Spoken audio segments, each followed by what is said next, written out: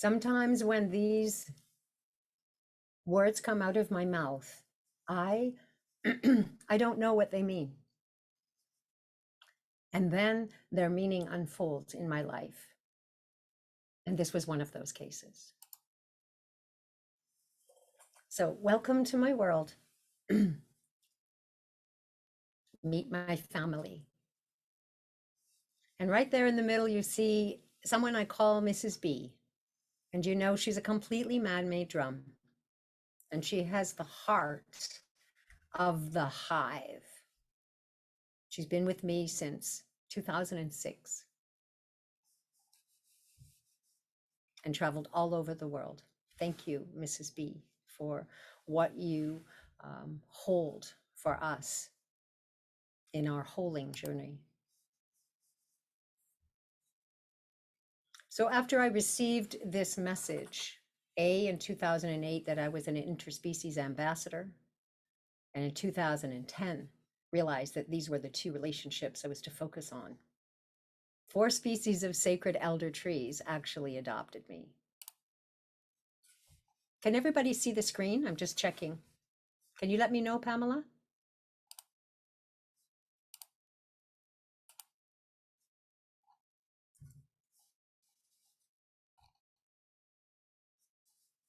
Yes?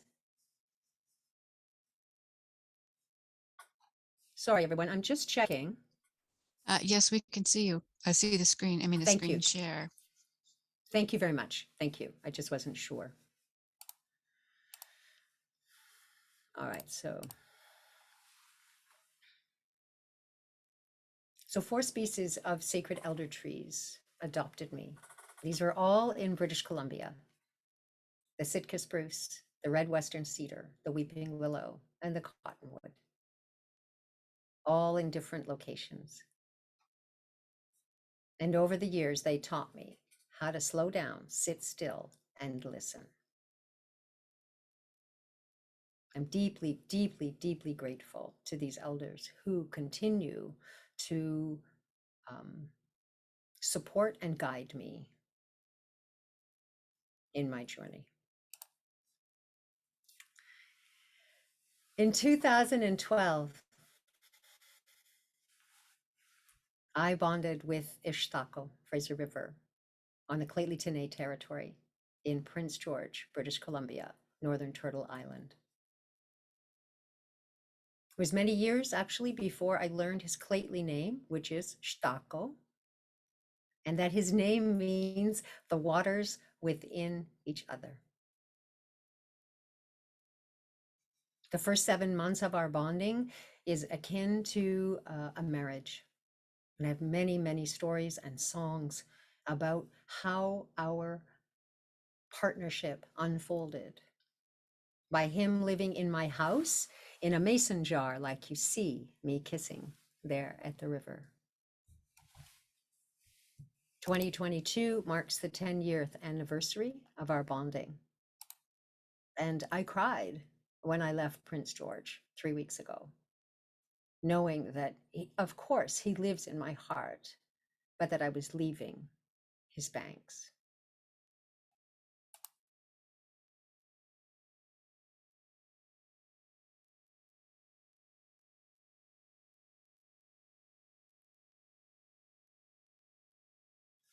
This truth brings water to my eyes. And it's both water speaking, as I've come to understand, and it's also water of my gladness. I know that there's many, many, many, many people on earth who feel a deep soul loneliness.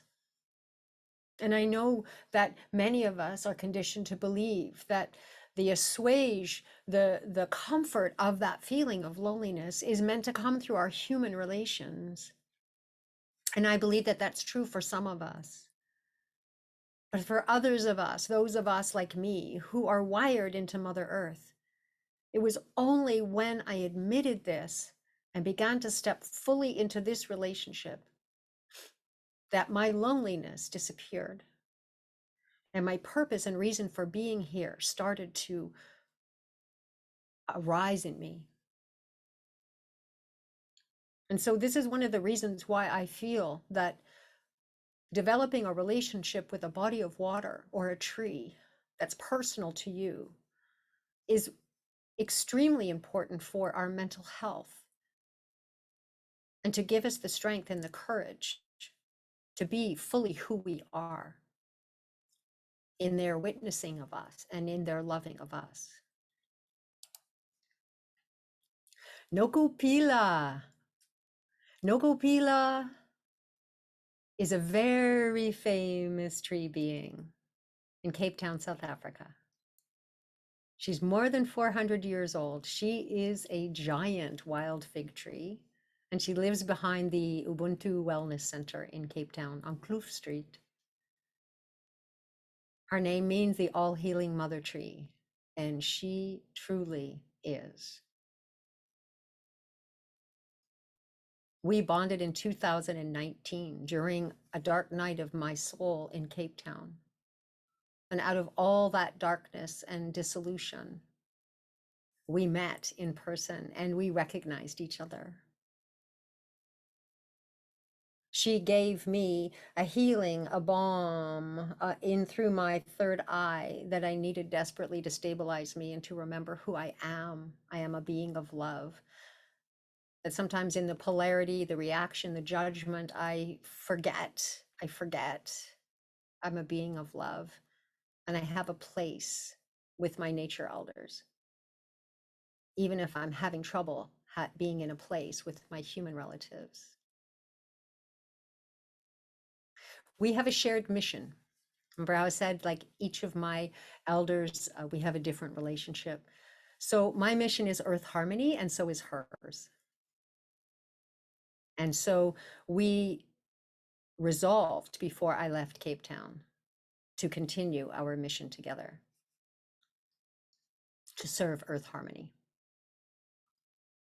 And anytime I call upon her, her energy starts to coalesce inside of me. And it is the purest form of love I have ever experienced. Pure, pure, pure mother love. Thank you, sister. Thank you, thank you. December 15th was the night that I prepared to set out from Prince George, where I'd lived for more than a decade. And through my crystal connections with each of my nature elders, I sat with each of them and asked them if they had a message, anything to say before we all transitioned to the coast. And she showed me her roots, which was the first time that that had ever happened. Normally our connection is through her trunk and these beautiful, exquisite branches and this frequency of energy, pure love that she radiates. But she took me into her roots immediately. And I heard, saw, felt, we connect through our roots now. It is time for the medicine of lower earth. So this was a perfect example of our relationship evolving, becoming different in its relational location, if you will. And I will say, and I'm sure this is something that you know also, when I sat on December 15th, 2021, in the listening field with my elders, which is what we're going to do together very soon, I noticed that the field had changed. It was different. It's not the same as it was prior to winter equinox, winter solstice, excuse me. It's not the same, and we are not the same. And so that's part of what I would call valuing our elders and our relations and eco-relations, is that it's a living, evolving relationship that we come to new and fresh and from a listening place. My third, what I would call family is Mantaruna Chala. And our bonding is through body. When I met Arunachala in 1997, I spent days up on his mountain. In the evening, I would come down, and the sun, grandfather's son, had been baking the black rock that was at the base of his mountain. And I would take off my pack and lay my full body down, and he fired me. He fired me in some of the most sensual fire activating, holding, seeing, feeling experience I've ever had in my life.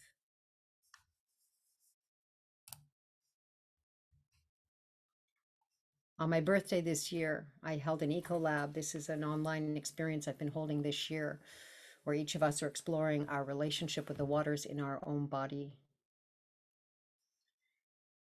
In July of 2021, rage arose in me in relation to some police violence against land defenders that was happening in my country. I was asking fire for help. I was asking fire, show me the fullness of your blessings. That's not just burn down the house. So I called to him. Sorry about that. I called to him, and I, excuse me, I called to him, and he said, respect fire, don't feed it. And for me, this was a message to stop looking at the videos of the police brutalizing the land defenders, that this wasn't going to assist me into understanding how my rage and my fire could help me again serve earth harmony. So the last few slides I'm going to share with you is meet the other nature elders who are part of my eco relations team. And these Kootenai 3 they're a triumvirate, I call them, that I met in 2020. There was a period of time when we could move around, and I was called to lead a sound journey called I Change, and I did 2 tours, one to the coast and then one to southeastern BC to the Kootenays. And this is where I met Kootenai Lake and Rock and Tree. And this was the first time that I had met a group of beings who were woven so intimately together that I knew that their message and their connection with me had to do with me tuning into the mix of their relations, the mix of their relations. I will also say that Kootenai Lake is the first one of a few who has never spoken to me. And at the moment I walked up to her, and you see me there on the left, she beamed me with this white crystalline light straight into my third eye. I had my drum, you can see I have my drum in my coat. And I put that down, and I just began to receive. So she, like another well that I met in China, never asks for anything back. There's no call for reciprocity. It's just my job to receive from her. So in 2020, and this again relates to what we're about to do together, in 2020, I discovered during lockdown, planetary lockdown, that through the heart bond that I had developed with these various elders around the world, that I could open what I called a water field or a tree field. And later I'm calling it a listening field. And that we could dialogue together. These elders that I had met in person, but would now communicate on the energetic level. And I also discovered, even more exciting, is that based on the heart bond you have with a particular body of water or tree or mountain or other nature relative, you can invite them into the listening field and dialogue directly as well. So Grandfather Iguazu and I have never met in person. He came in through a eco lab in which my dear friend Andrea Ferrari invited him in. He is her nature elder. And through him being in the water field, we were able to meet directly, and we discovered our purpose together. And so he's become my one of my grandfathers, and he is cool with that. I've asked him, and he told me. And one of the messages that he gave me in July in one of the eco labs was, do not be afraid of your power. There is a right place for it. Full strength is needed now. And I know that this message is for all of us, not just me. So I invite you to really receive this message in your heart and know that it is true. One more who's part of my team is Grandmother Huanghe. Some of you may know that I worked for almost 2 years in China.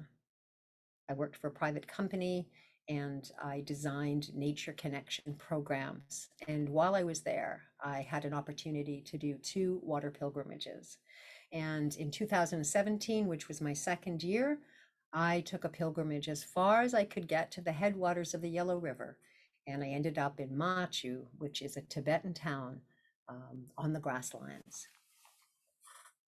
So again, December 15th, the message that I received from Grandmother Huanghe was, remember we serve the people with wisdom. Remember we serve the people with wisdom. Remember we serve the people with wisdom. And already I am seeing how her reminder to me is really inviting me to step up. Because I don't know about you, but there's a lot of things that are happening around me as I move around or in the world that I feel anger about quickly. Not okay with me. Lots of things that do not feel okay. But her reminder reminds me, just as Aruna Chalaz does, which is respect fire, don't feed it, which means don't dwell on the thing that happened that pissed me off. Find a way to serve the people with wisdom. How can I bring wisdom to the situation? And of course, that begins with me doing the work inside and then following through with my human relatives on the outside.